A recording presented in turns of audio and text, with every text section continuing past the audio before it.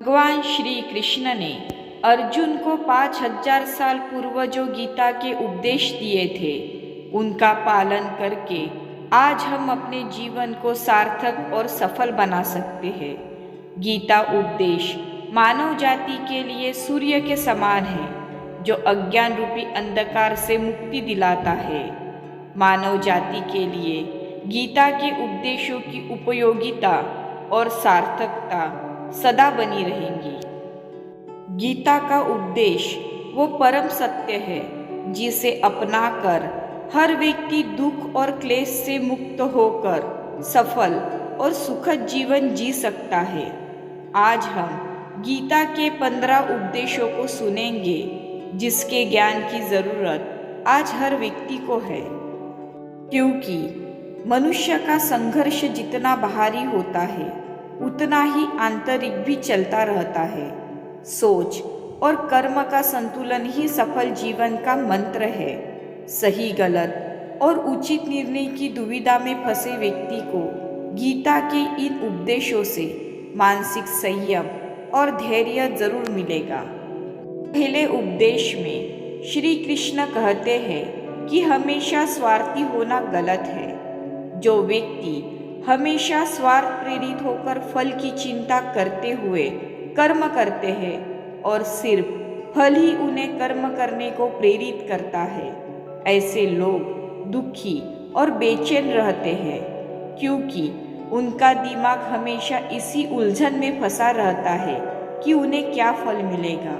स्वार्थी व्यक्ति कभी सुखी नहीं रह पाता और ऐसे व्यक्ति से कोई भी संबंध नहीं बनाना चाहता। इसीलिए स्वार्थ से ऊपर उठे और दूसरों का हित भी सोचे। दूसरे उपदेश में श्री कृष्ण कहते हैं कि क्रोध से सबका नुकसान होता है।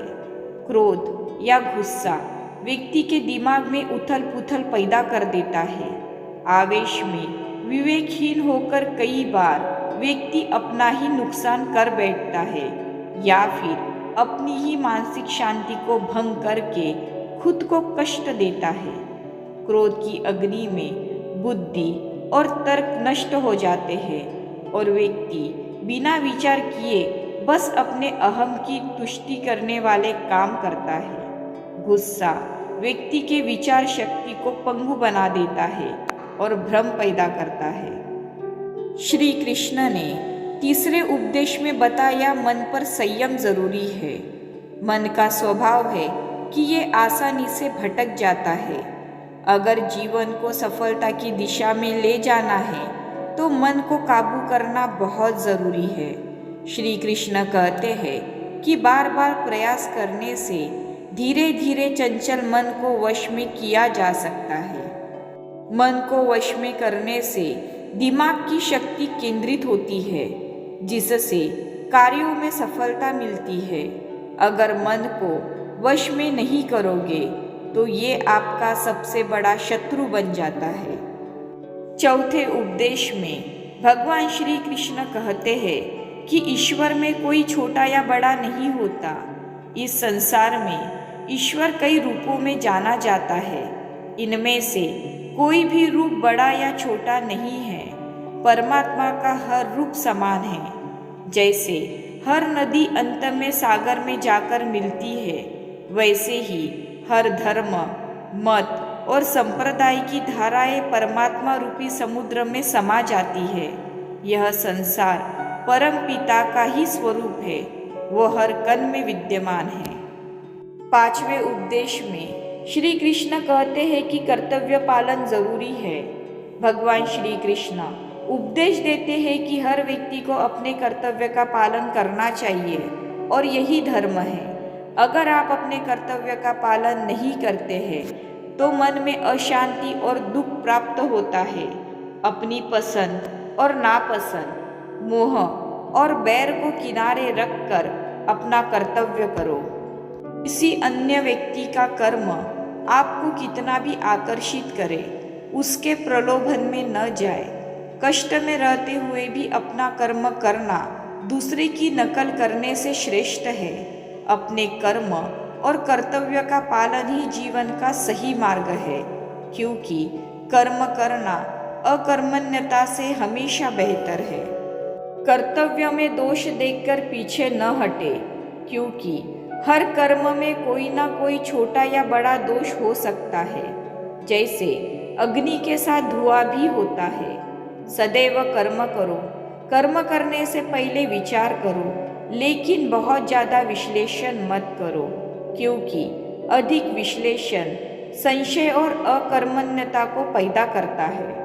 आगे उपदेश में श्री कृष्ण कहते हैं कि ध्यान करने से परमात्मा को अनुभव किया जा सकता है। श्री कृष्ण कहते हैं कि शारीरिक कर्म से ज्ञान का मार्ग उच्च है और ज्ञान के मार्ग से ऊपर ध्यान का मार्ग है। ध्यान मार्ग पर बढ़ने से ईश्वर को अनुभव किया जा सकता है। जो व्यक्ति मन और इंद्रियों को शांत करके पूर्ण विश्वास से अपना ध्यान भगवान में लगाता है, उसे ईश्वर का ज्ञान और अस्तित्व अवश्य अनुभव होता है। जो हर जगह हर जीव मनुष्य में ईश्वर को देखता है, सबके हित में लगा रहता है, उस पर परम पिता अवश्य कृपा करते हैं। ज्ञान मार्ग हो या भक्ति मार्ग, समर्पण प्रेम विश्वास ही आपको ईश्वर के प्रकाश की ओर ले जाता है। भगवान की पूजा बहुत से लोग करते हैं, लेकिन उनको शांति क्यों नहीं मिलती? क्योंकि भगवान आपके मन में निवास करता है, उसे पता है कि आपका भाव क्या है। आगे श्री कृष्ण कहते हैं कि अधिक शक करने वाला कभी खुश नहीं रह सकता। श्री कृष्ण गीता में कहते हैं कि संशय करने वाले का विनाश हो जाता है, इसीलिए संदेह करने से बचे।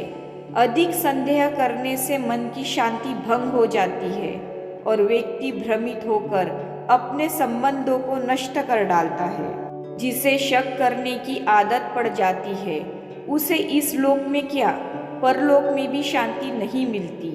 सत्य की खोज ठीक है, लेकिन बिना सच जाने कल्पनावश होकर संदेह करने का अंत दुख, क्लेश और पश्चाताप के रूप में होता है।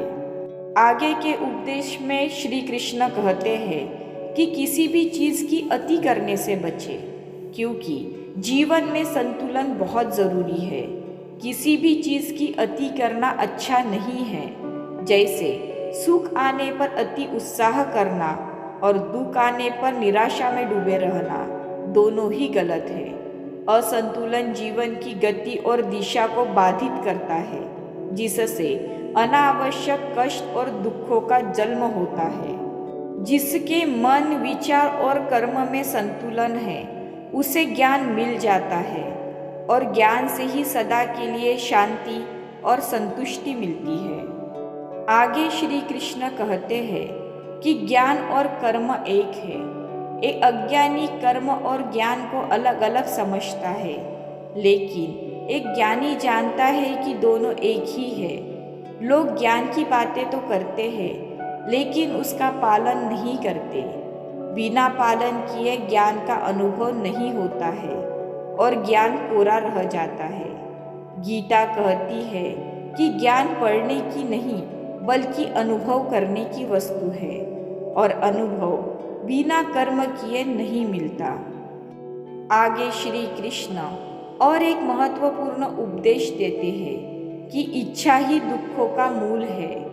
इस संसार में जितनी भी चीज़ें सांसारिक सुख की श्रेणी में आती है, उनकी एक शुरुआत और एक अंत जरूर होता है। इस सांसारिक सुखों का अंत दुख, कष्ट और दुर्गति के रूप में होता है। इच्छाओं का अंत नहीं है। एक पूरी होती है तो दूसरी नई इच्छा उत्पन्न हो जाती है। हर इच्छा से प्रेरित होकर कर्म करना गलत है, क्योंकि ऐसे में तो अनुचित कार्य भी होंगे। इच्छाओं से विचलित ना हो, उसे एक विरक्त दर्शक बनकर देखो और वे चली जाएंगी। आगे के उपदेश में भगवान श्री कृष्ण कहते हैं कि दुनिया में सबसे बड़ा सहारा भगवान ही है। परम पिता ही एकमात्र हमारे आधार है और अपने हैं। इस संसार में कोई भी अकेला नहीं है। ईश्वर में विश्वास रखते हुए जो मनुष्य कर्म पथ पर बढ़ता जाता है, वो सदा शांति, सुख और मुक्ति पाता है। भूत और भविष्य की चिंता करना व्यर्थ है, वर्तमान ही सत्य है। जो भी पूर्ण समर्पण से ईश्वर की शरण में आता है, परमात्मा उसका कल्याण अवश्य करते हैं। श्री कृष्ण अपने आखिरी उपदेश में कहते हैं कि सही कर्म से ज्ञान और मुक्ति संभव है।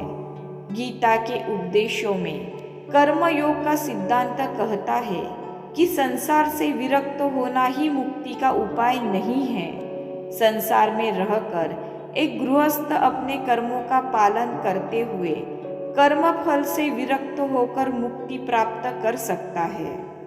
सही विचार और उचित कर्म भी आसक्ति को खत्म करने में सक्षम है।